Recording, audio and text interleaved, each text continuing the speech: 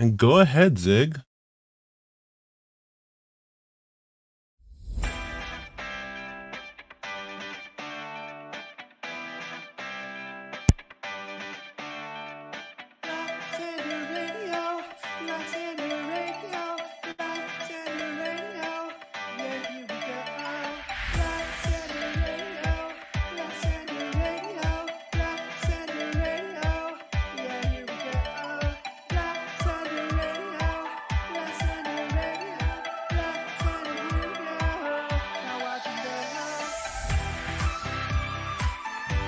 Ladies and gentlemen, Lyon Radio. Now here we go.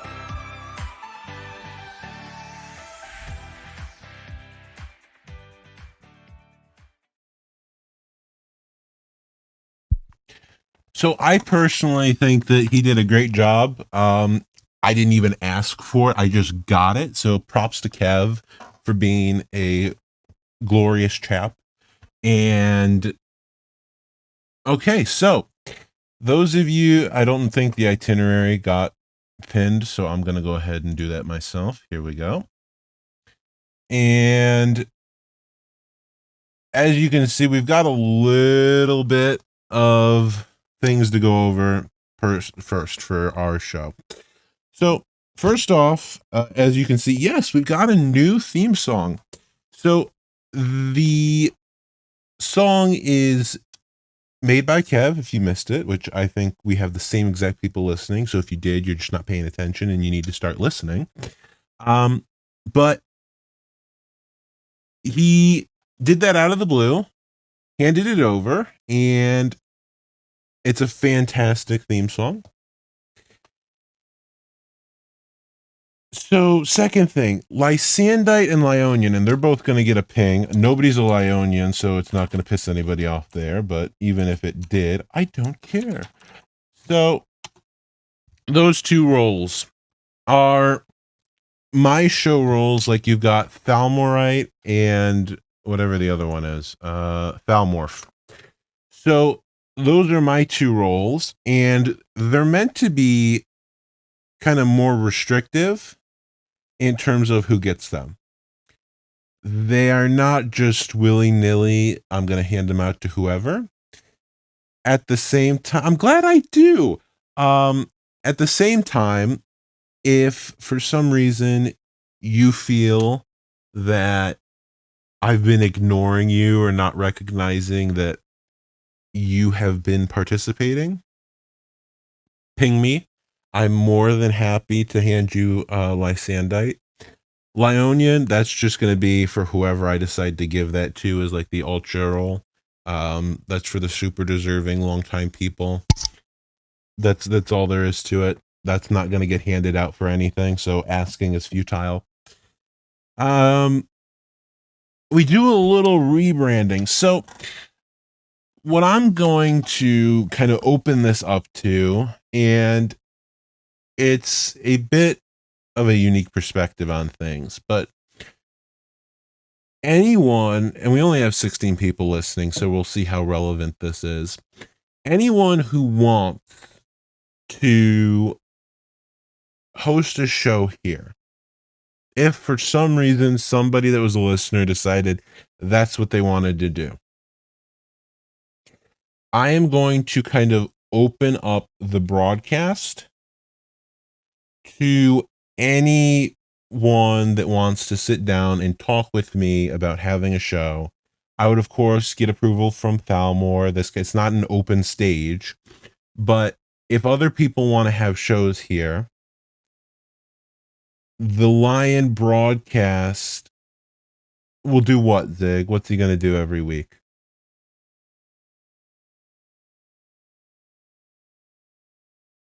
Steal my... Well, I'm talking about people that don't already have a show here.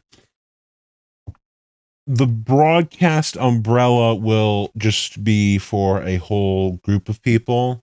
You'll have, Lysander Radio. You'll have whoever else wants to come in and actually do a show with a bot to throw tomatoes. Yes, that would be fantastic.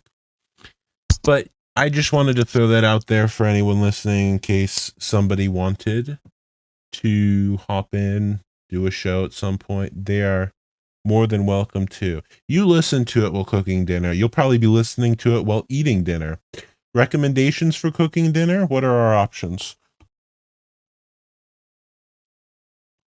This is more exciting than some of the news I have to get to.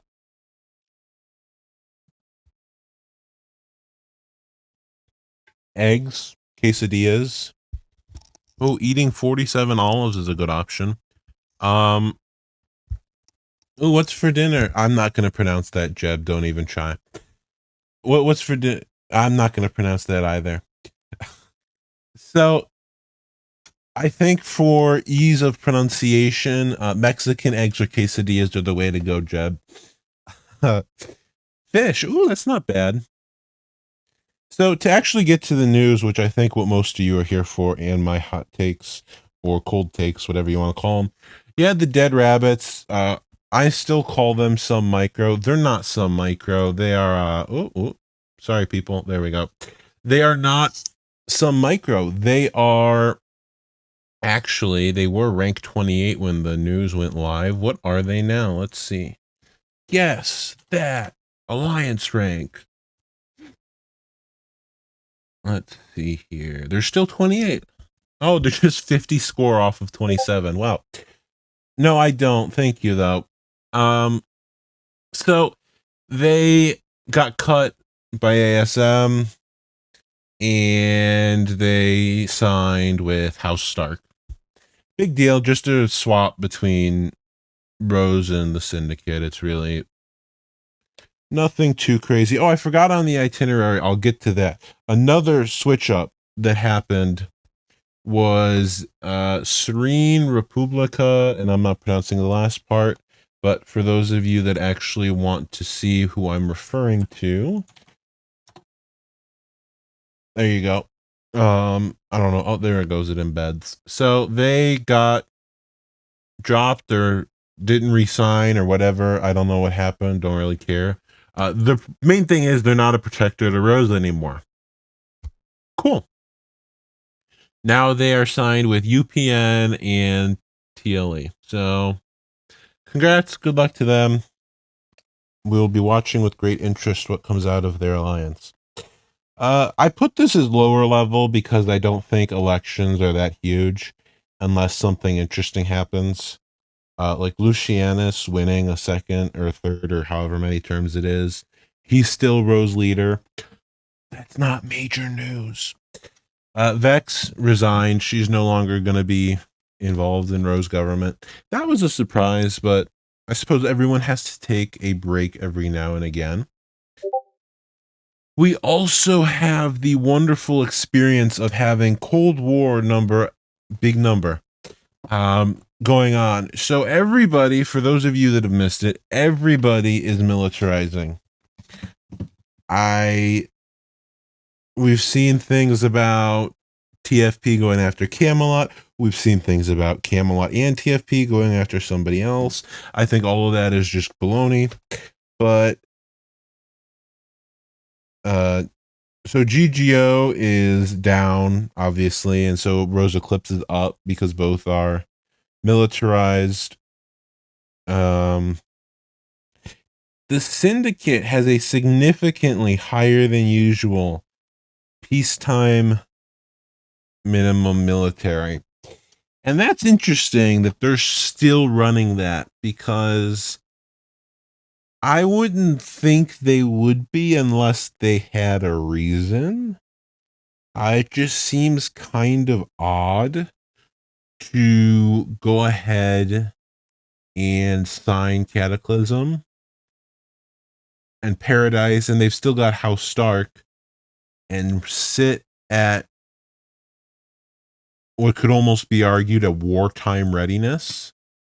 So perhaps we see something out of the Syndicate soon. That could be fun. Let's see what else. Yeah, the Federation. Yeah, it's no. The Fighting Pacifists and Camelot have both begun to militarize. Now, Camelot, I'm not going to pretend I know. Well, I could argue that I do know why, but I'm not going to go into why. TFP is an odd one. Why is TFP militarizing? Are they going to come roll? No free info. You have to trade for that. You go ahead. You give me all the OPSEC about UPN and Midgard, and I'll give you what tidbits I know. That's how that works. What did you miss? You missed the new theme song, Tomato. I'm sorry. It was a big oof for you. So there's that. TFP is doing things or getting ready to do things or just pretending they're going to do things. I still don't know who they'd hit because they don't have. There's no target. Who are they going to hit? They can't touch Midgard. They stand no chance against Rose Clips unless they're coming in to help GGO, which would be really fun. Do not exit the show, Zig. You're heresy. They're not going to go fight the Cataclysm and the Syndicate. They're not going to they're not going to fight TKR. They're not going to fight the Backrooms. So who does that leave? Camelot, which I don't see as a likely choice. I'm not going to comment on that. I think they probably do, but they don't have many formal allies. They're not. Currently, they have nobody in the top 50 that is a treaty ally. However, they have a massive wall of 2, 4, 6. They've got 8 protectorates, but no top 50 allies aside from Castle Camelot, which is their training alliance. So I guess you would say no, they have successfully pissed off the rest of the game. That's an achievement.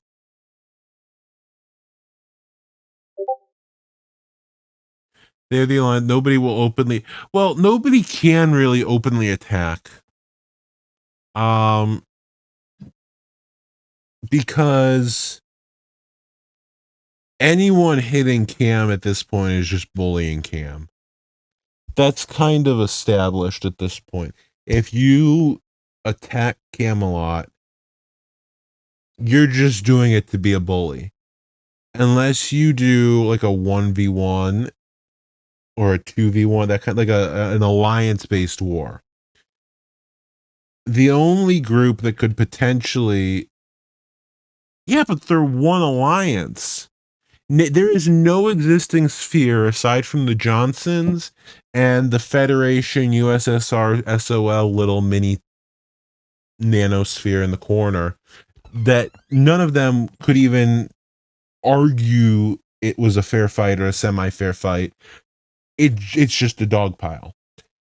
It'd have to be a 1v1, or you'd have to pick up 2 of these little alliances and throw them at Cam. Because you throw an entire sphere at Cam, you're just there to be mean. So that's my opinion on that. But what else do we have here? The old folk are being energetic. GGO on the 10th, so nearly 2 weeks ago, launched a counter blitz against the Rose Clips group. Does somebody have the stats on that war, or can somebody go find them? Because I don't, and I don't know how to, or I don't remember how to. So if somebody has those and they would like to pull them up, that'd be greatly appreciated. It was not a generous term compared to what we've seen out of general anything. They got off what? 1, 2, 3, 4, 5, 6 out of what we've typically seen as a counter blitz. I think it qualifies.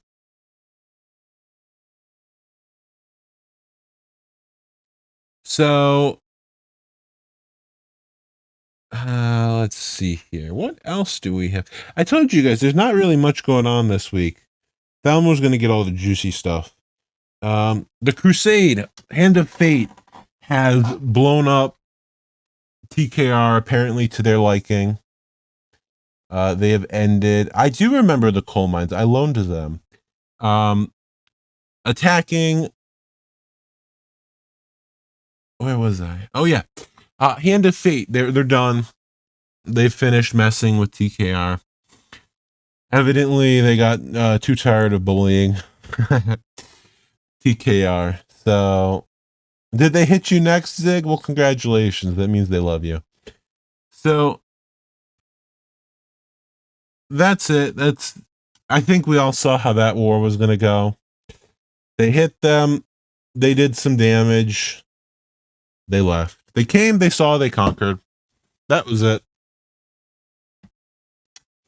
Yar. Now, this is one that was really quite interesting.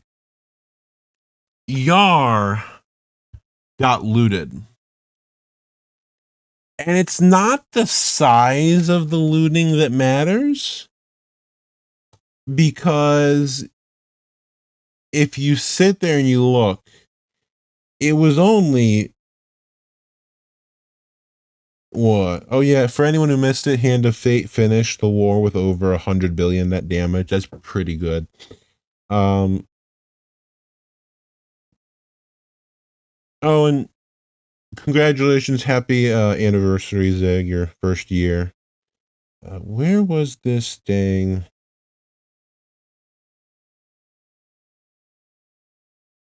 There we go. Dryad looted Yar for 2.87 billion.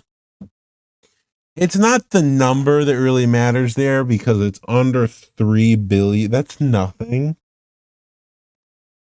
It was only 1%, but what was interesting to know was Yar had, over $200 billion dues just lying around in net worth. 200 billion. That is a lot to just have sitting. And as that's why the breaking news pig got dropped in Ron. There has never been a $200 billion bank looted in the game's history. Following this, I guess BK decided that Yar set a trend, and they went ahead and exposed their bank contents by disbanding the offshore without sending everything away. So it was worth about $114 billion in total. So obviously it doesn't compare to ARK, but yeah, we've never seen it. Well, I'm sure it exists, Tomato. I'm sure it exists that somewhere out there, TKR offshores, Rose offshores, they all have to have well in that range. I would be the syndicate. So it's not that we've never seen a $200 billion bank because they exist. It's that we've never seen one identified. That's the real difference here. So that happened. That was really interesting. So if anyone wants to go loot Yar or BK, probably get some juicy loot out of it. Mechanics. The turn change wars. You can't declare war during turn change anymore. That got downvoted really quite heavily. And Village. Village made an attempt. And that is what I'm going to... that's all I can give him here. He made an attempt to do things. TKR war stats aren't as impressive when you consider that Hand of Fate always has super low infra. Well,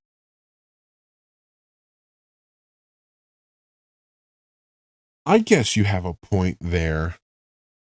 But at the same time, the war lasted. Well, it wasn't. How long was it? That was a good war, wasn't it? Holy crud. That was what, 20 days? 3 weeks? But they went in and they did what they needed to do. They went in and they blew up TKR, and that was their goal. And so I would argue that they could still claim a victory there if they wanted to, propaganda wise, just because they hurt TKR. That was the goal, was go in and blow up their stuff. So in that they succeeded. Now, in getting a great net damage, maybe they didn't, but on that they did succeed, and so you can't say that they didn't. Let us go ahead, and if you want to check out the village forum post, be my guest. So put a 1 in the chat if you want me to read it briefly. I will, because I know people like Zig exist and just don't read forum posts.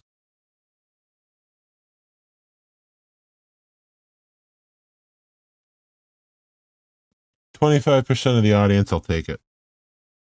Okay. So, hey everyone, Village here with a couple ideas we'd like some feedback on, largely centered around catch-up mechanics and improvements to new player growth. So one of these was extended new player revenue bonus. At present, new players gain a boost to their revenue while under 10 cities. The formula for this is as follows for all nations city 10 and below. Your bonus is equal to 1 minus your city's count minus 1 divided by 10. So, for instance, if you have one city, you're getting a 100% city 1 bonus, 100% income bonus at city 1. If you're city 10, you're only getting a 10% bonus to income. However, the bonus doesn't really have a significant impact since low city income is very low. As such, we propose a number of different ideas for improving the bonus. So there was a 100% bonus for C10 and below. So you get a 100% income boost all the way through C10, decreasing by 10% from C11 to C20. So you get 90% boost at C11, 0% boost at C20. You had the same 100% bonus for C10 and below, but it decreased by 20% from C11 to C15. You had a 100% bonus for City 1, decreasing by 5% from City 2 to City 20. And there was, I will read to you the last minute stuff that he put in the poll. Let's see what this was. Let's look. A 200% bonus for City 1, decreasing by 10% from C2 to C20. 200% bonus for City 10 and below, decreasing by 20% from City 11 to City 20. 200% bonus for City 10 and below, decreasing by 40% from City 11 and to City 15. Kiwi, my biggest complaint with the new player revenue bonus is it's complicated. Is it really? I don't think it's really that bad. Math man, well, yeah, that's the issue. So, looking at this, this is actually why I love doing voting systems. I love studying voting systems in the real world, because if you took this ballot and you threw it at voters in the real world and you did the traditional whoever gets the most votes or whatever gets the most votes wins. You have 30% of respondents saying they don't want any change. And the next highest was 14% of respondents saying they wanted a 200% bonus for City 1, decreasing by 10% from City 2 to City 20. No change blows that out of the water on a 2-to-1 ratio, but you neglect to factor in that 70% of all respondents wanted a change.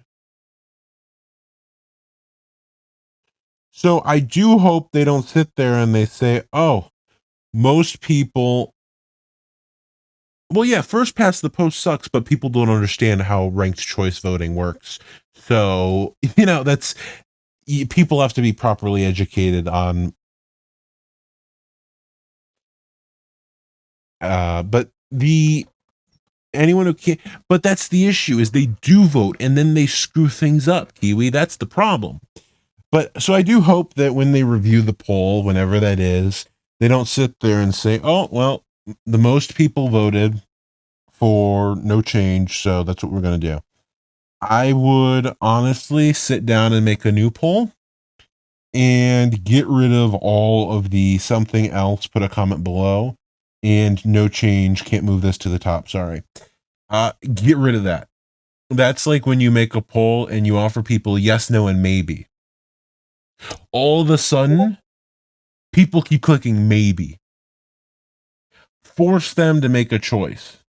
Sit there and make it so if we had to change this, what do you want? And then make a different question saying, do you want a change? Any change? Do you want a change? This way you can see, hey, 70% of the game wants a change. So we need to do a change. And then you can look at the most popular options that people picked, because you still need the 30% who don't want to change to be represented. And you can go from there. But that's just my little monologue. So, increased login bonus. I hope we're all familiar with our daily free 500,000. However, many might not know that nations under 60 days old can gain up to $1 million a day. Wow. Since this login bonus encourages activity and helps both new and old players grow, we have a couple of ideas below for improving it for everyone. Changing the max login bonus to 1 million, 3 million, 5 million. Removing new player bonus at all. Max daily increase for your bonus as you log in consecutively. 50,000, 100,000, 150,000, 250,000. Max new player bonus is the same, double or triple the normal login bonus. So what he did is Village put a bunch of separate polls in here. And what I like about that is he did a bunch of separate polls in here. What I don't like about it is how separated it is. Because if, for instance, I sat here and I said, or not just I, but the community said, we want a $5 million max login bonus. And then the community said, max new player bonus should be triple the normal login bonus. Well, wait a minute. We might not have met $15 million a day to log in as a new player, but that's what gets implemented. So the polls were for your increased login bonus, your max bonus, 500,000 got 30%. 3 million got 35%, and 5 million got 31%. I think in that situation, 3 million is pretty obvious choice, but hey, it's what it is. I think for the devs to implement is what I mean. Not that was my personal choice. Increased login bonus. If the max bonus is increased, new player bonus is removed. A whopping 68% of y'all said no, it should not be removed. So, increased login bonus, max daily increase. This one was pretty tight. 31% of people wanted it to stay at 50,000 a day.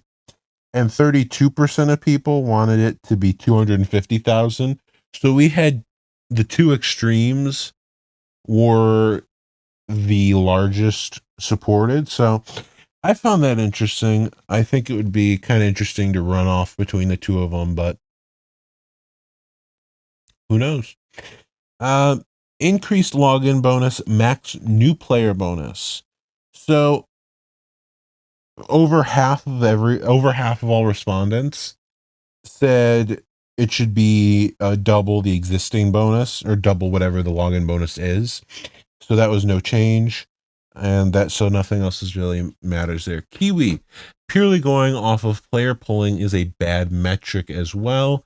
These polls should be used to read the room and brainstorm, not to go with what that I agree with as well. But at the same point in time, I don't know if you were here for last week, but we have said, and that's where part of my monologue comes in later. Alex is unwilling to make a number of changes. He has sat down and said he is not going to completely rework the war system. He's not going to do this. He's not going to do that, because at that point he might as well make a sequel. And that is where it makes sense, but at the same time, we give the development team a lot of crap for things that they're forced to do whatever Alex wants to do.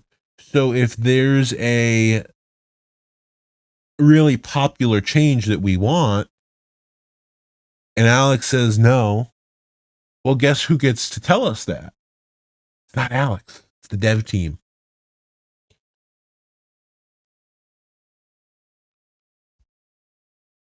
Yeah, in particular, Prefontaine. Uh, Rating and inactive nations. At present, the typical meta for a new player isn't entirely healthy or a great first impression of the game. New players typically get locked into months of raiding in order to earn enough money to boost themselves to a higher city count and be worth investment by their alliance. Well, months of raiding might seem fine. It's definitely fun and profitable, but it forces nations into a monotony and forces them to stay at around C3 to C5 in order to have nations in range. I personally, I'm diverging from the script here. I enjoy raiding every now and again, but I don't find it interesting to sit there and just raid constantly. That's why I've actually been organizing a number of just like nuclear wars, like, just go bomb, damage, and run, because I find just straight up raiding for weeks on end boring. I can't motivate myself to do it. To continue, to fix this and open up raiding to a larger group of people, I had the idea to open up inactive war rangers to anyone, meaning nations are no longer locked into the C3 to raid. Rather, they can raid any inactive nation up and down the score range at any city count. The big point of contention is at what point a nation is inactive and therefore raidable. So,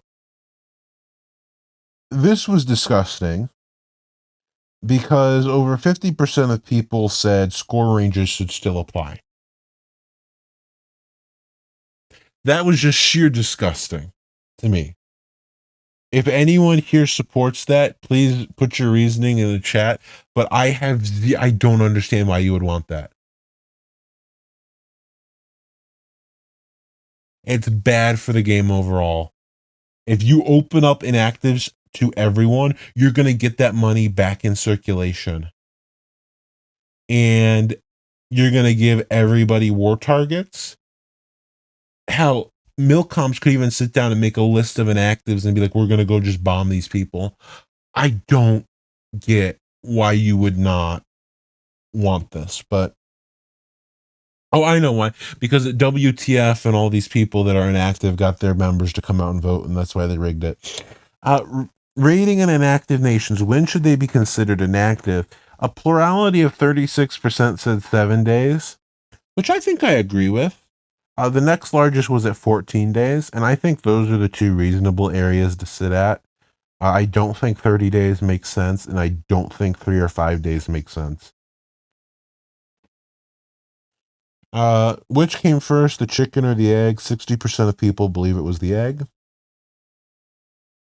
And 90% of people supported his forum post. So there we go. I think it was a great idea for Village to do this. And I think him doing it was just a really positive thing to get people back into game development and looking at it.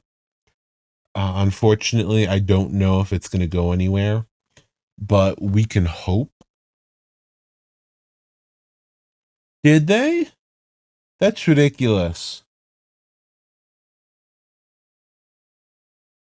No, we shouldn't, Kiwi, but I'm an optimist when it comes to that.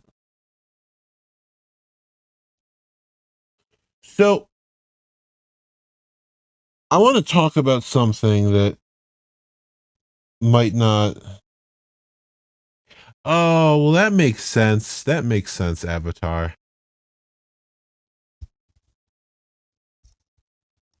That's hilarious.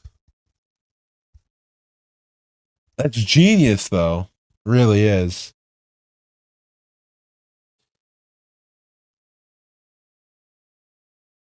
So, for those of you not in Ron or that don't follow my Following the Money show, you'll have missed the polls that I did. A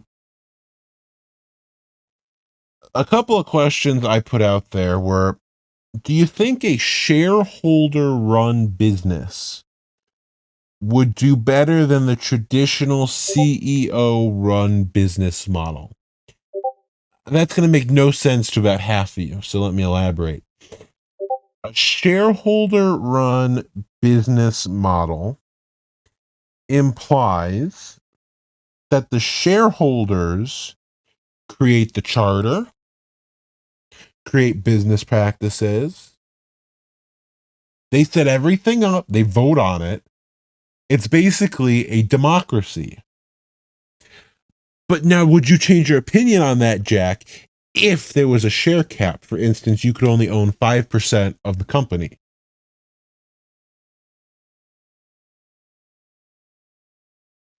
Because I love business, Zig. Did you not get the theme yet?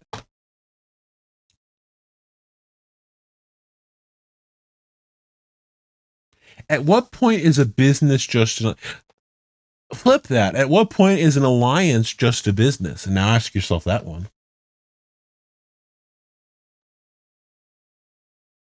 Never. The tax farms would disagree with you. In principle, you might. Now, that's where I agree with you. And the reason is people are really dumb. Really dumb.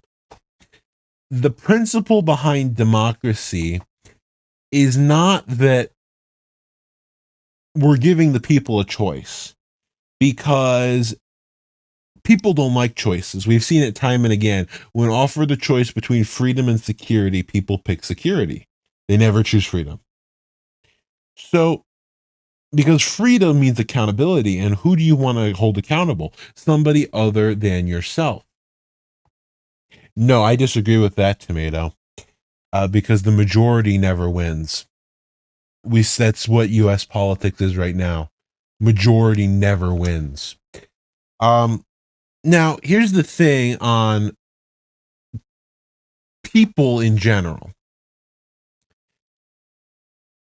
Democracy is not about you making a choice, because you don't make the choice. Your choice is made for you.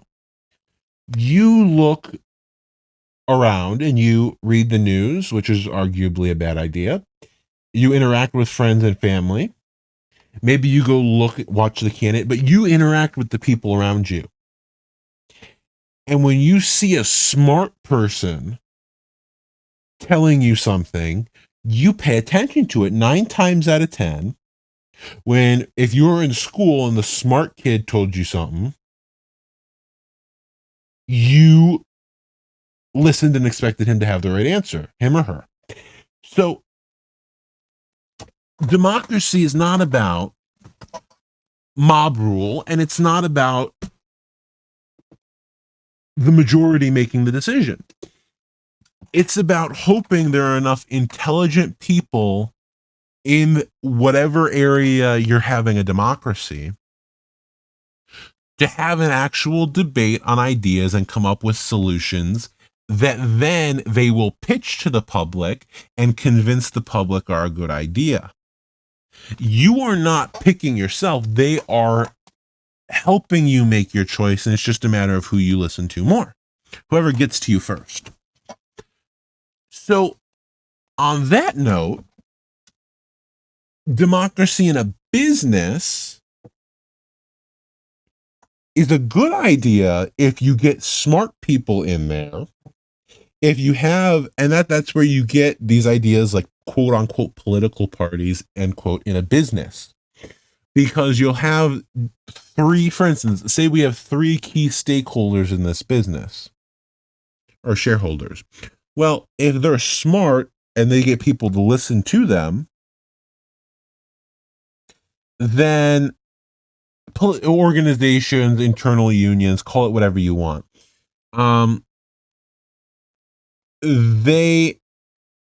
I love politics. It's my most favorite thing, but I can't talk about it because then nobody will like me. So the thing about that is what you then have is you just have three spheres of influence and you have to see who comes out on top. So I like the idea, and I think I might actually make a shareholder run business just for the sake of watching what happens. Because I want to see how this goes. We're going to have at minimum 20 people running a business. At minimum 20 people. So in that kind of scenario, I want to see what you do in that case, Zig, is you put in these different requirements. Like, if you don't vote within whatever the time frame is, your vote doesn't count. Oh, you have no idea. You have no idea how many people get involved. Well, there's only one of me, but I get everyone else.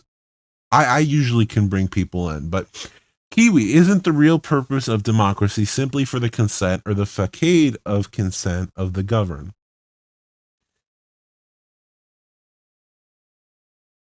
It's not facade, but I like to pronounce it that way. It's facade. To manufacture a mandate for rule. Well, yeah, I did that intentionally. Do you like my Thalmorism? To manufacture a mandate for rule. Yes, but no. Because sometimes the governed don't give their consent and the mandate for rule is overturned. But in general, yes, democracy is about, making it seem like the people. So here's the thing, just a quick little thing on democracy if you're a United States citizen.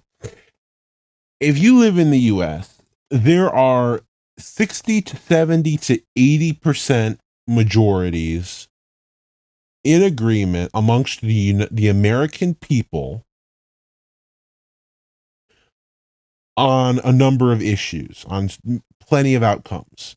When it comes to healthcare, when it comes to Social Security, when it comes to anything. Quick thing.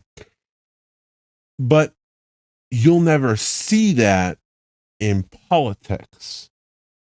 Because a unified America is not one that's very easy to kind of keep in mind. It's hard to have an open dialogue on issues or come up with some of these crazy solutions when everyone's united on something. So a unified America would be too overpowered. Yeah, that's really just about it. So where was I on this? Oh, yes. So I want to see if this works, this shareholder thing. And if not, I want to see how badly it collapses. I fully expect we'll have at least 30 investors. Yeah, but we don't want your healthcare. Keep your healthcare in Britain. It's not doing very well over there as it is. Um, so I want to see how it works. I want to see if 30 people can run. Oh, I make the pitch, Zig. You have no idea. I raised over $25 billion for Mount Olympus. That was Mount Olympus alone. Then I raised another 10 across other adventures. Yeah, I trust me, Zig. There are ways. But I just want to see what happens. I want to see what the outcome is. Because I feel like it could be fun.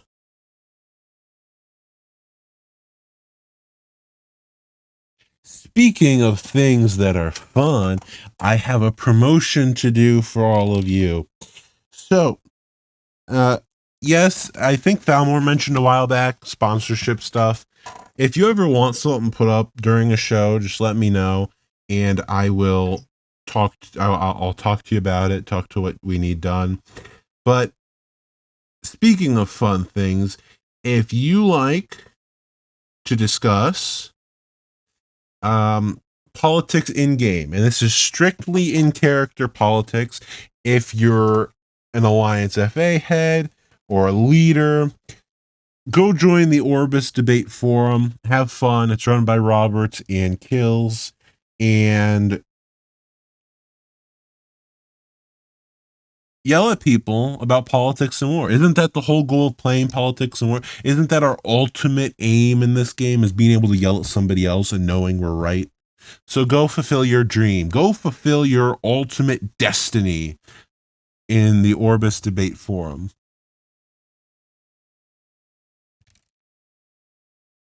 So to continue on what I was saying, listen, I was asked by Kills, otherwise it wouldn't be up. That's all I'm saying. So moving on, the whole idea is it's going to be a social experiment. I have a partner. I'm not certain if they're going to be a useful partner, but we'll see.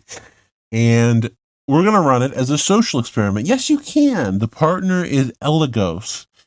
Zig knows. Zig, I'm sure you had known nothing suspicious. Of course you knew it.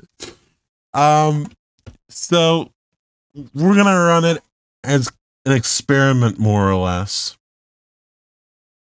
We want to see what happens. Do things blow up? Do things not blow up? 150 million really isn't a big price to see how people interact socially in this game. So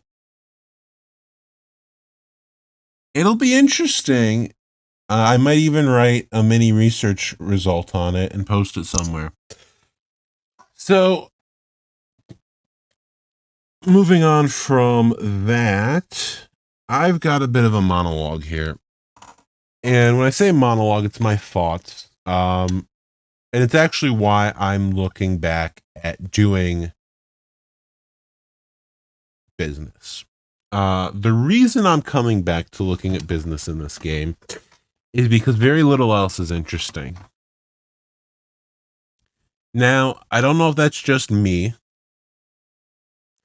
but I've begun to lose my willingness to check in on this game. I've just kind of in general, rating doesn't hold much attraction. It's really at the end of the day just clicking buttons. Blowing people up. At the end of the day, there's one of me. I can only do so much. So business has always been fun but stressful. And that's why I backed out of it, was because of the sheer stress. If I run it not internalizing any of the debt and just front up saying, if you invest and money gets lost, you're going to eat the bullet, not me. then I think things would be a bit more manageable.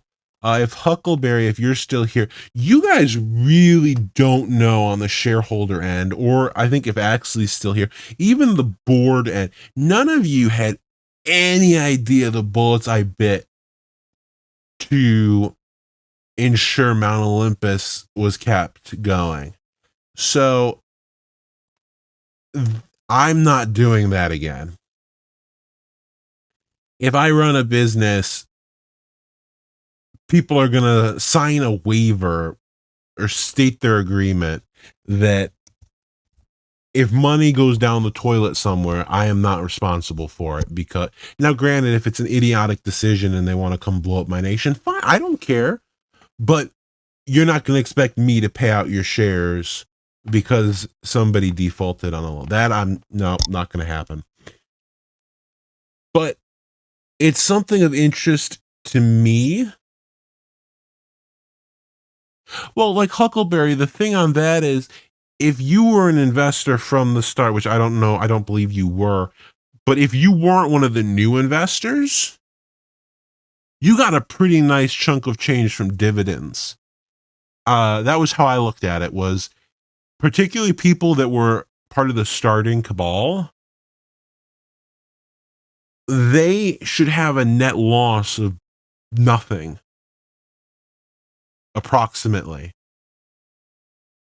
Maybe 5-10% at most. So, and anyone that I didn't, some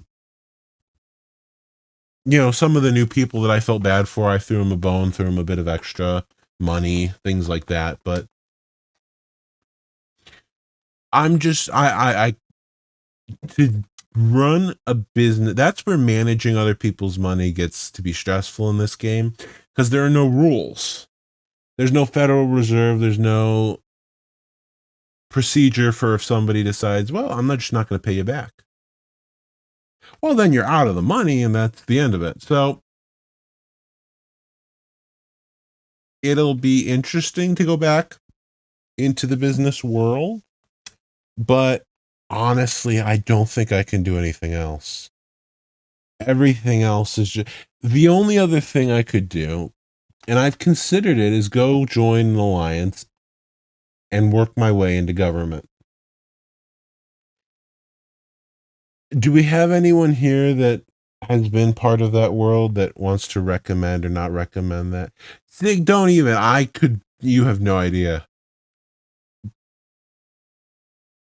I'm not even going to go just to where I would go. But what world? The government world, being part of high gov. I don't know if it's worth it. I really don't.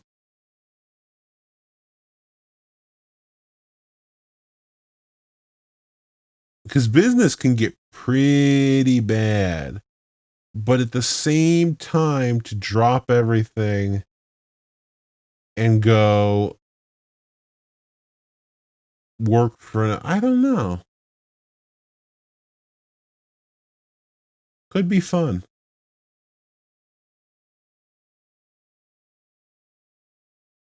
Well, see, I'm good at econ. That's the thing. You can do as much or as little as you want, Zig says. I can do econ, but I don't like to.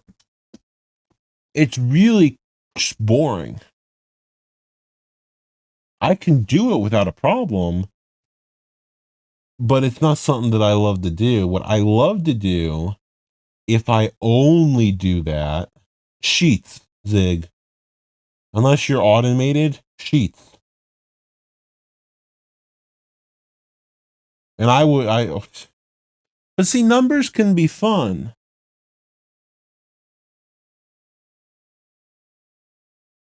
So, but what I love, and if I sat down and only did gov work, and that's what I'd have to do, what I really love is internal affairs in terms of running games.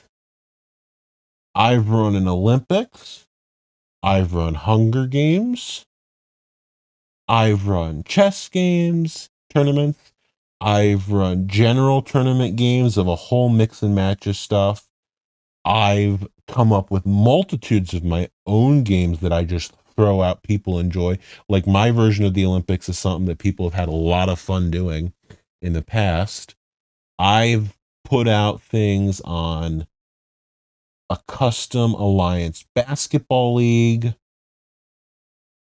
That is what I enjoy, is kind of the entertainment affairs aspect of internal affairs.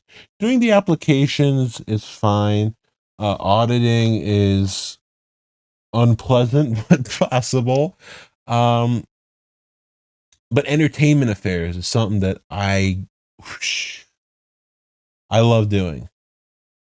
And if I sat there and I only did that, I think that, particularly if it was an alliance with a technology department that would be willing to work with me on coding up certain things, man, I could make the greatest engagement of all time.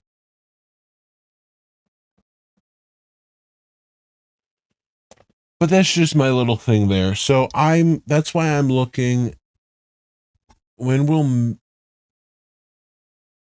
I don't know. Is it supposed to be? Um, but that's just, I had to put that out there because I don't know if it's just me, but things seem way too quiet. GGO and Ouroboros they're fighting, but there's none of the smack talk. That's what I miss most. There's no smack talk going on because Rose is just radio silent, and the nursing home doesn't let the old folks out much. So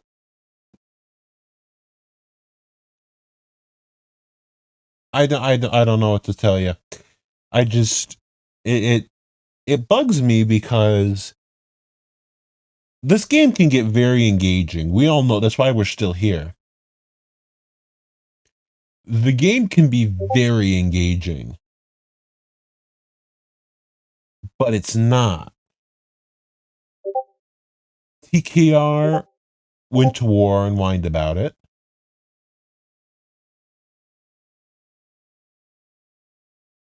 And I apologize to any TKR stands out there, but they did whine about it.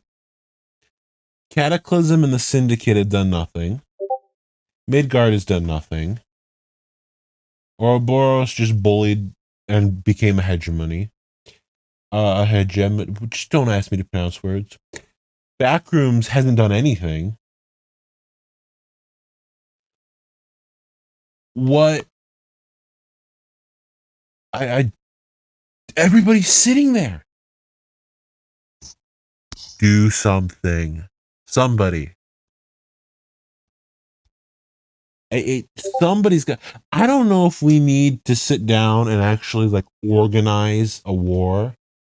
Have people sit down and pick stuff, but that'll never happen. See, we've talked about a battle dome before. We've talked about a scripted war. It'll never happen because you'll never get the FAs of these spheres to agree to it. Never in a million years will. That's why FA people need to become more fun. We need to put more fun people in FA because they're all boring. All of them. Put Zig in FA. Yes.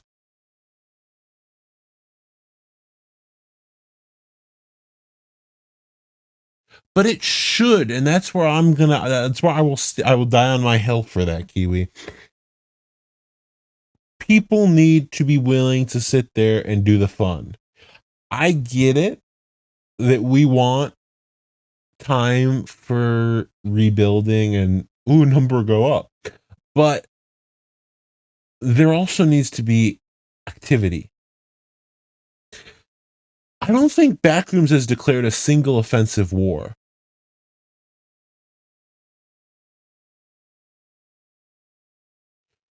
This is a real stagnation issue. Because what's happening is people are playing politics. They're doing what the game encourages them to do. But it's killing the game at the same time. You look at what the game encourages in politics. And the only way to prove yourself as a good alliance, or essentially claim to be a good alliance, is number go up. That's the way. Number go up, your alliance gets better.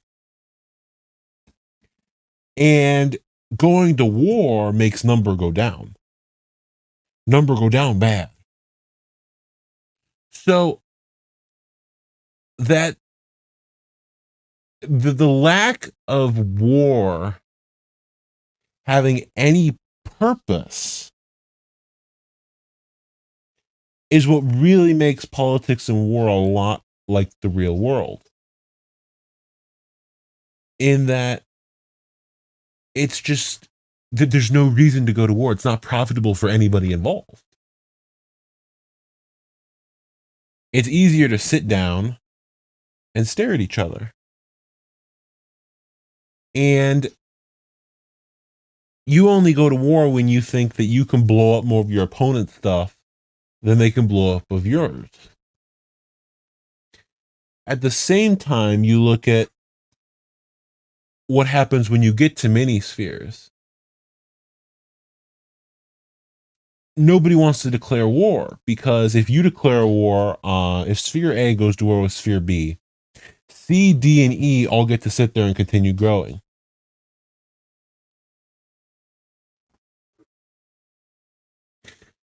So it just, the game itself is not conducive to activity.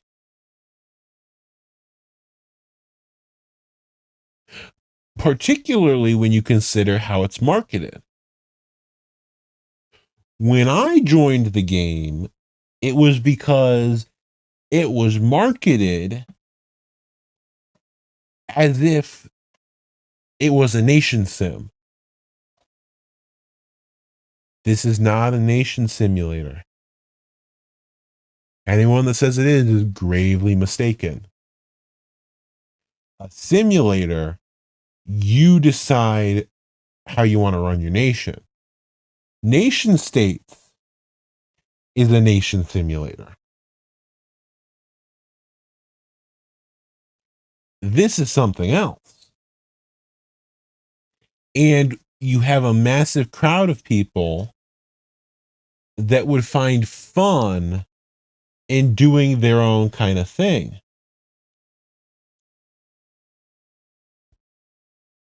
And they can't. So what really needs to happen, complete honesty, is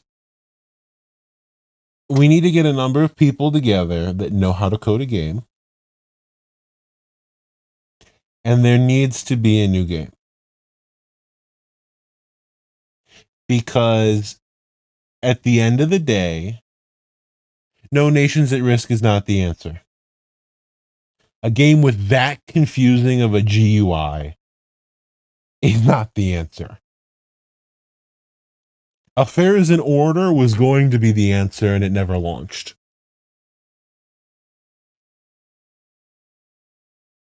People need to come up with a new thing.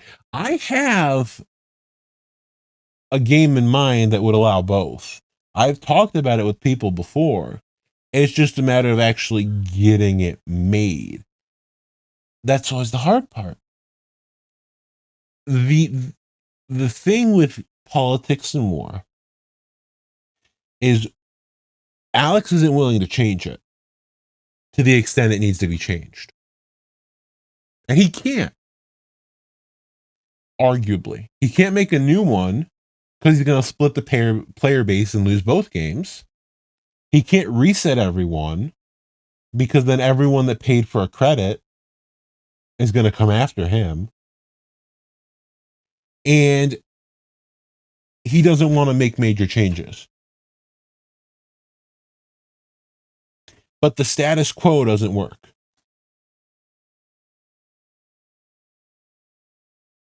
The status quo is what we have now.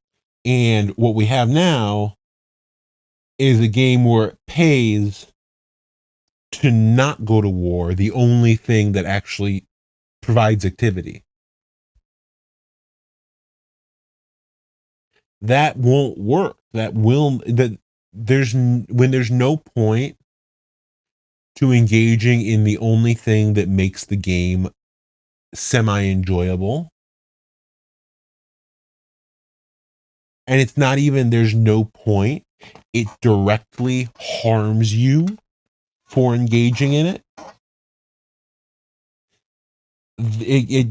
It can't last. Because people are going to act in their own interest, as they should. Foreign affairs for an alliance, their job is to take care of their alliance and their membership. And right now, because of how the system works, the only way you take care of your alliance is by ensuring number go up.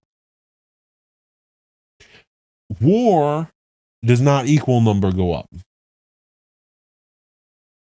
Eventually, we are going to have enough foreign affairs individuals that recognize war does not equate to number go up, and war is going to become really obsolete.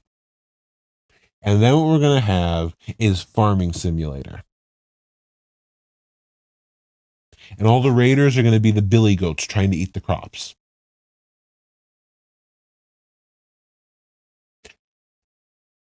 That's on. And does anyone disagree?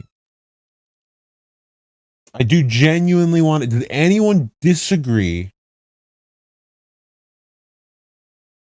Do you have a logical backup for that, Zig? What's your thought process here? You weren't listening. Well, go figure. So, unless somebody has just feeling contrary, well, it's always a mood. So, unless somebody has a valid disagreement, I'm not saying it's going to die today. I'm not saying it's going to die within the next week. I'm not saying it's going to die within the next 6 months. But it is going to fade away. Well, it's not that the game is boring, Zig. It's that it's intentionally boring. It's not that I can't enjoy the game, because I can at times. But the issue is that it's intentionally made to not be interesting.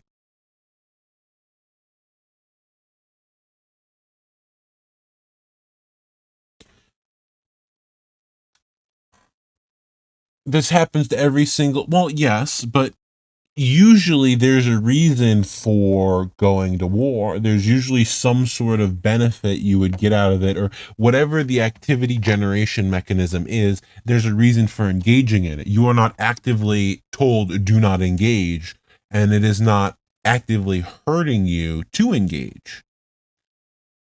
For some, but for how many, Tomato? Not enough. War for war is only, okay, we've finally done ROI. People are getting antsy because nothing's going on. Let's declare a war. That doesn't work as a... Yes, if it was advertised as go blow up other people's baloney, you got it. Absolutely. But unless he's changed how he advertises the game, it is not advertised as go blow up baloney. It is advertised as come do your own thing, and you cannot do that here. So, long story short,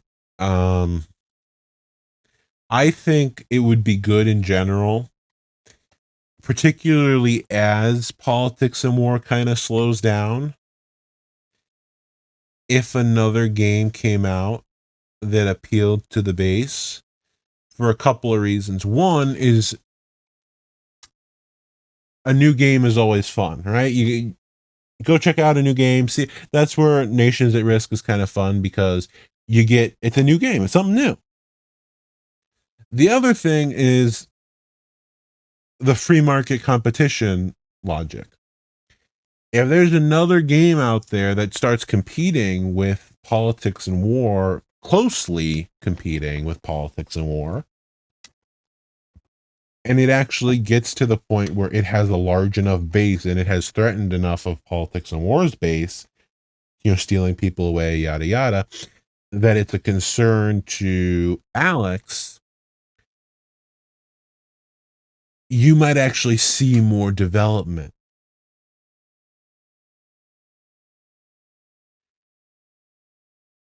You might actually see more effort put in. No, I'm an idiot, so I can't think of how to implement or balance something like this, but I wonder if there could be some sort of thing built in that affects other resources or cash income the same way nukes do for food. Boom bust cycles that could make it where at some point going to war for resources could make sense.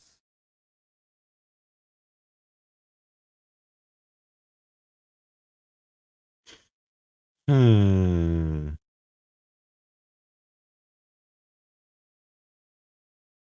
It'd be funny. Just banning offshores. That'd be funny.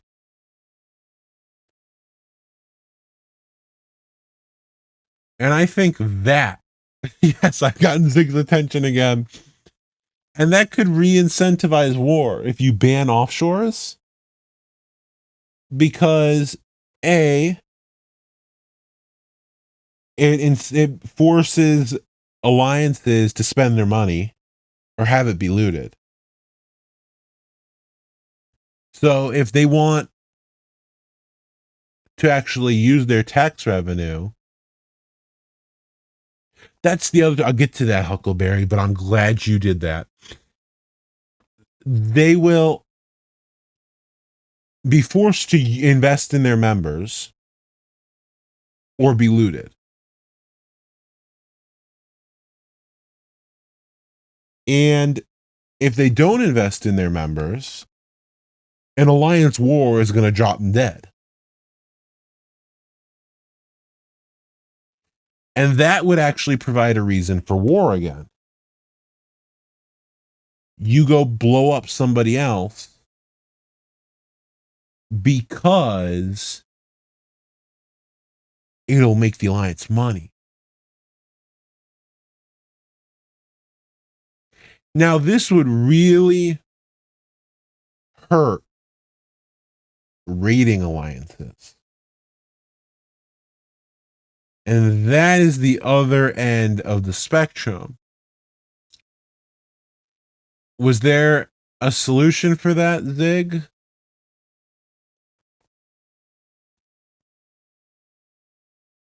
Because that's a lot of money. Well, yeah, but that's the issue, is if they can hide it, anyone can hide it. And if anyone can hide it, then guess what? We're back to square one, and banning offshores has done nothing.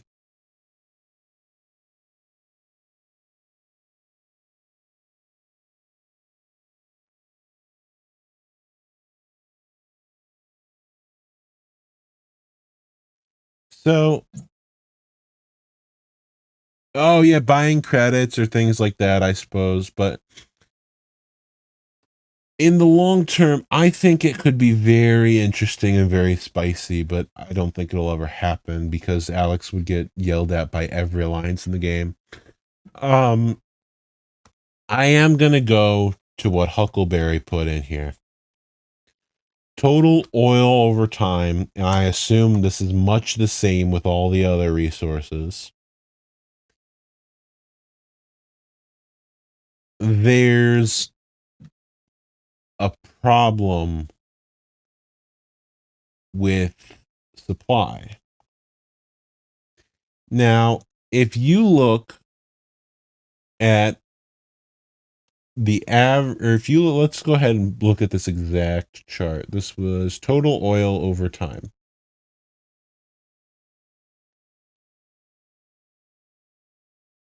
You can see it's just climbing up.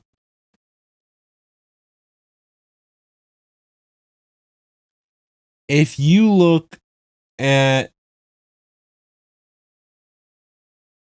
active nations in the last month,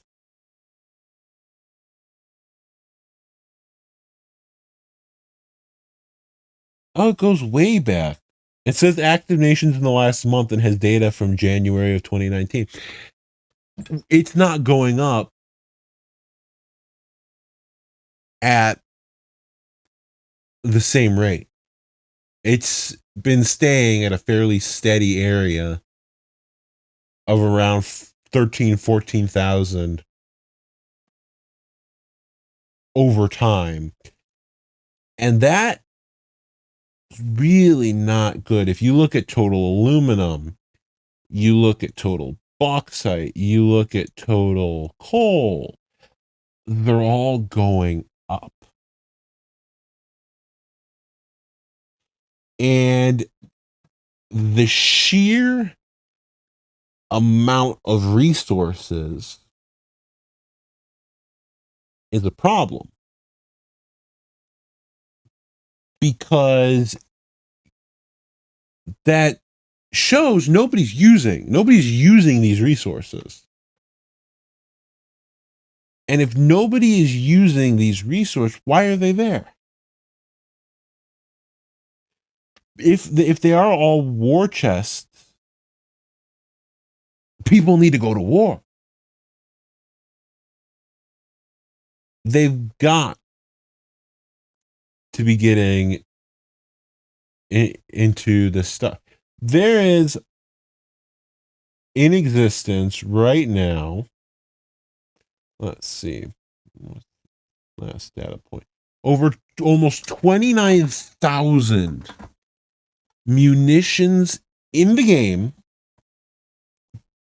for every nation. Everyone. That includes inactives. Oh, no, excuse me. That does not include inactives. That is every active nation in the game. 29,000 munitions.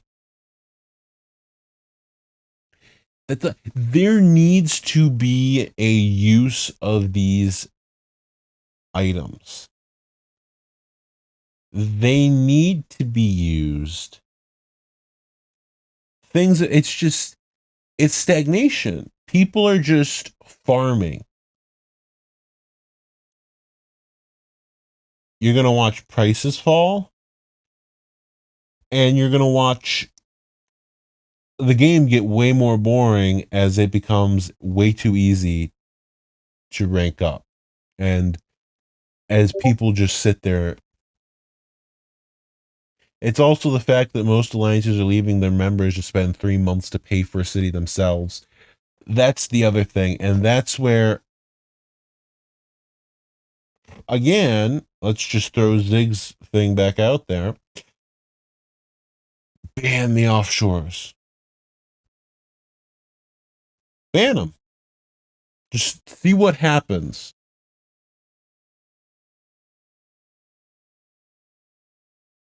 What would change if we banned offshores? Well,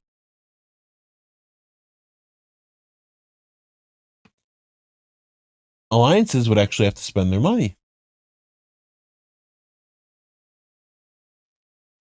Things would be difficult for raiders for a moment, but alliances would actually have to invest in their members, and wars would have a reason. Either you go blow up everybody's stuff and make it, and see, that's That's where wars have a real reason. Because if offshores no longer existed, and you, and like, for instance, Rose, let's just say, sake of argument, Rose has $250 billion total in net value. That's probably way underestimating it, but we're just going to set it there. Let's put the benchmark there. And offshores are now illegal. Well, they got to get rid of this money, and they spend friggin' $150 billion investing in their membership. And then somebody goes and blows them up. TKR goes and declares war on them.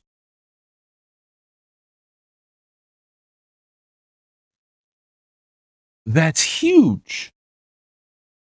That is absolutely massive. Because not only is TKR going to loot some of Rose, but at the same time, they're going to destroy a lot of that spent money. And so rebuild now becomes way more important, because if somebody, for instance, if Aurora spends down to having $10 billion in their bank, and you go blow up 100 billion, or not even 100, 20 billion in infra, well, they can't rebuild that immediately, A. And B, if you have somebody who goes really low on the cap, or on just how much they keep in the bank, and because they've spent it, in a war, if you blow up everything they just built, you're hampering their ability to grow. And it brings a better point to actually going to war. Right now, going to war, you just blow stuff up and hope it damages them for an extra week, if that, in rebuild. Under a no offshore system, you go to war because you hope you can take out enough infra and loot enough of your enemy's bank to make rebuild a whole lot harder, and make it so they can't rebuild within the first week or 2 weeks. It would make the whole number go up. Still the main point of the game, but war is now a crucial part of number go up. Rather than, oh yeah, we do it occasionally just to make their number go down a little bit too. No, you take a sacrifice in number go down while looking to make your opponent's number go so far down that you can go back up again faster than they can. That's the goal.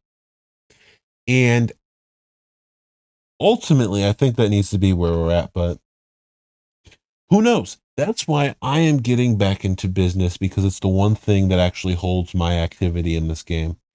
I'm definitely going to run that experiment, but I think I might take a look at government and just seeing what goes on in life.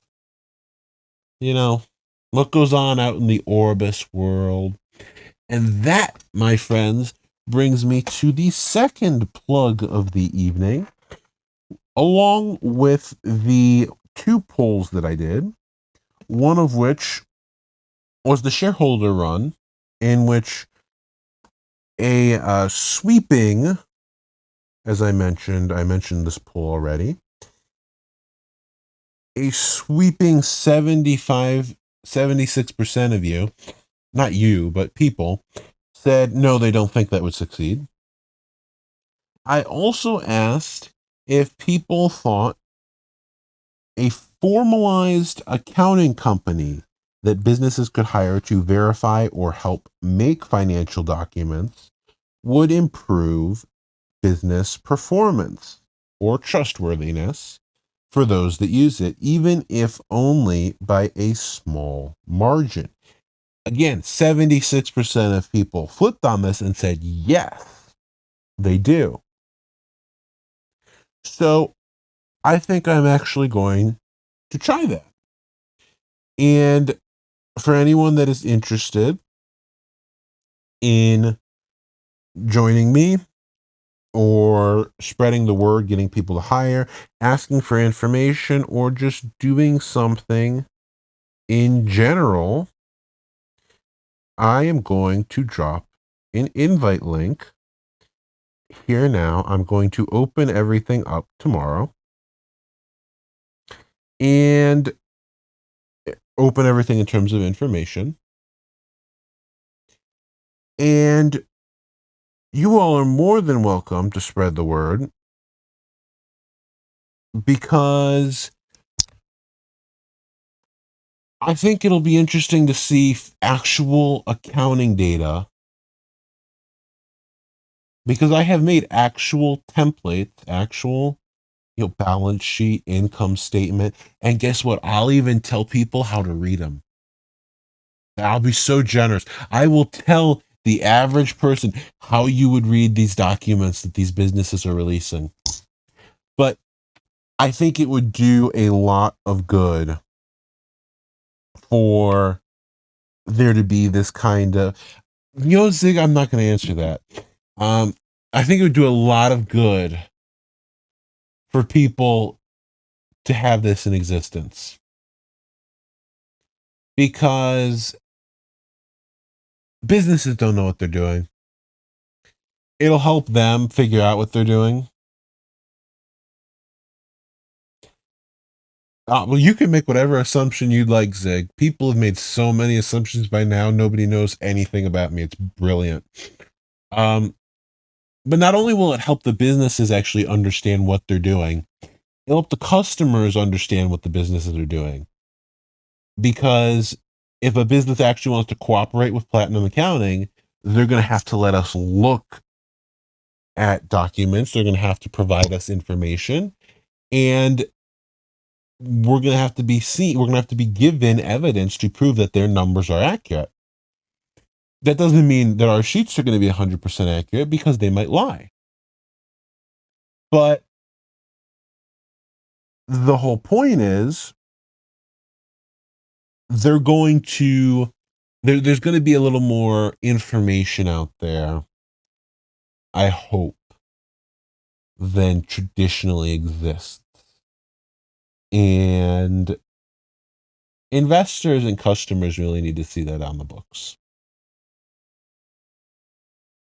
Well, my thing with that, and that's where CEO, if you invest in a business, don't ever invest because the numbers look good, not in politics and war. When you invest because you trust that the CEO of that business knows what he or she is doing and is going to make you money. You invest on the reputation of that CEO, the reputation of their competence.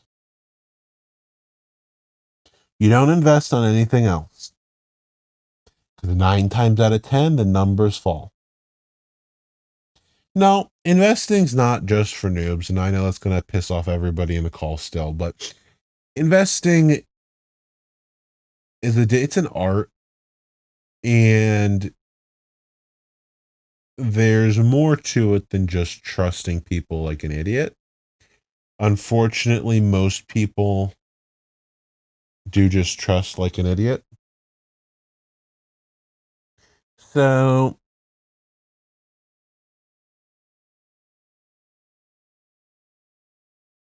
that sums things up. Final call for something that I might have missed. Again, happy anniversary to the monastery. Sorry, don't sue me, Zig.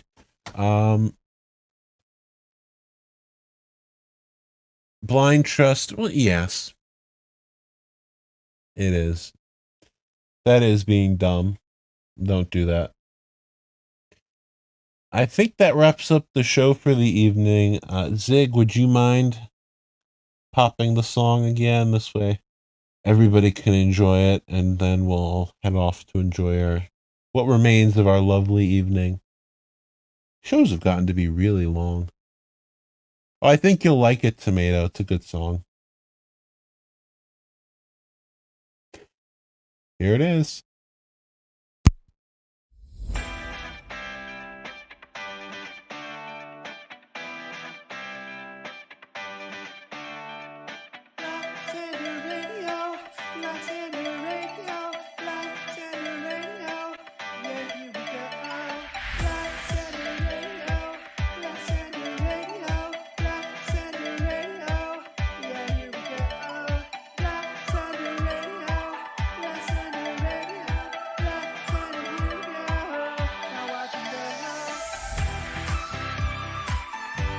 Ladies and gentlemen, Lyon Radio. Now here we go.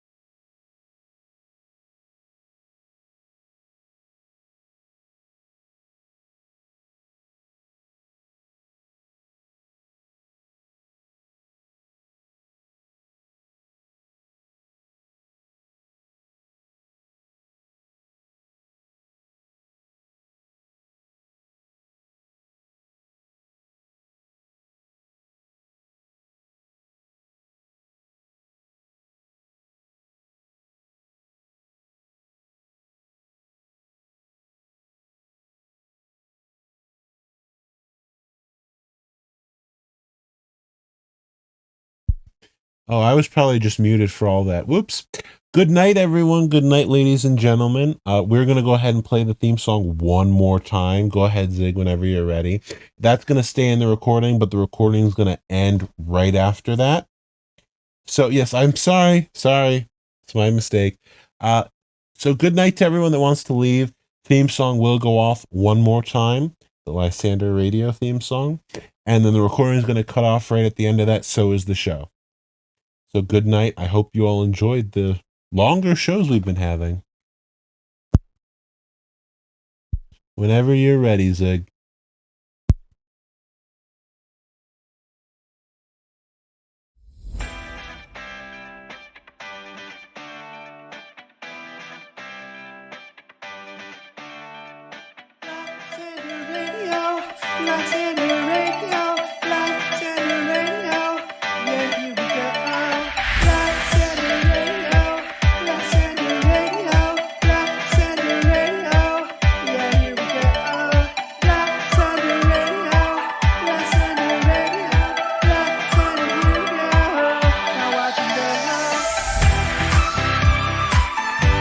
Ladies and gentlemen, Lysander Radio.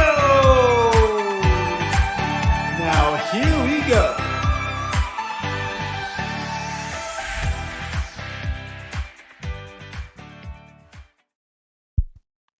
Good night, everybody.